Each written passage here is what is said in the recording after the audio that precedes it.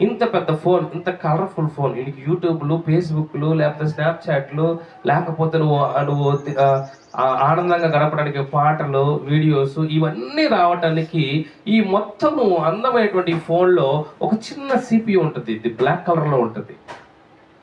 అది ఎవరికి కనిపించదు. అది తీరని ఒక మెకానిక్కే తెలుస్తుంది.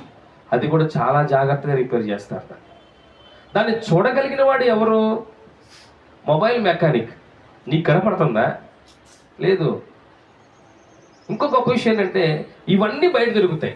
లేదు, ఈ డిస్ప్లేలు, ఈ చుట్టుపక్కల ఉన్నటువంటి అందం, ఈ పౌచ్లు, ఈ డిస్ప్లేలు, లేకపోతే నీకు అందరు రకరకాల స్కిన్లు, కెమెరాలు, ఈ డిస్ప్లేలు ఇవన్నీ కూడా బయట దొరుకుతాయి. కానీ ఆ సిపియు ఒక కంపెనీ ఓడి దగ్గరే దొరుకుతుంది. దాన్ని ఎవడైతే చేస్తున్నాడో, ఏ కంపెనీ ఓడి అయితే ఆ సిపియు తయారు చేశాడో, ఆ చిన్న ఐసి ఇంకెక్కడ దొరకదు, వాడి దగ్గరే దొరుకుతుంది. లేదా అలాంటి ఇంకొక ఫోన్లో తీసివేస్తారు. ఈ మిగతా అవన్నీ దొరుకుతాయి. ఈ రోజున నల్లగా ఉన్నాడు తెల్లగా అవడానికి బయట దొరుకుతాయి. అవునా? తెల్లగా ఉన్నాడు నల్లగా అవడానికి కూడా, లావుగా ఉన్నాడు సన్నగా అవ్వచ్చు, సన్నగా ఉన్నాడు లావు అవ్వచ్చు, అందహీనుడు అందంగా అవ్వచ్చు, అందహీనుడు కూడా అవ్వచ్చు.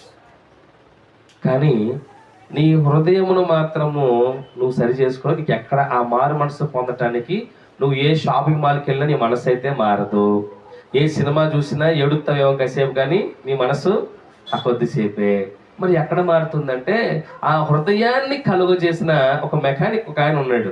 ఆయన అన్నాడు, నీ హృదయమును పరిశోధించి వాడను నేనే. ఆ చిన్న సిపియు కనుక చెడిపోయింది అనుకో, నీ జీవితమే చెడిపోద్ది.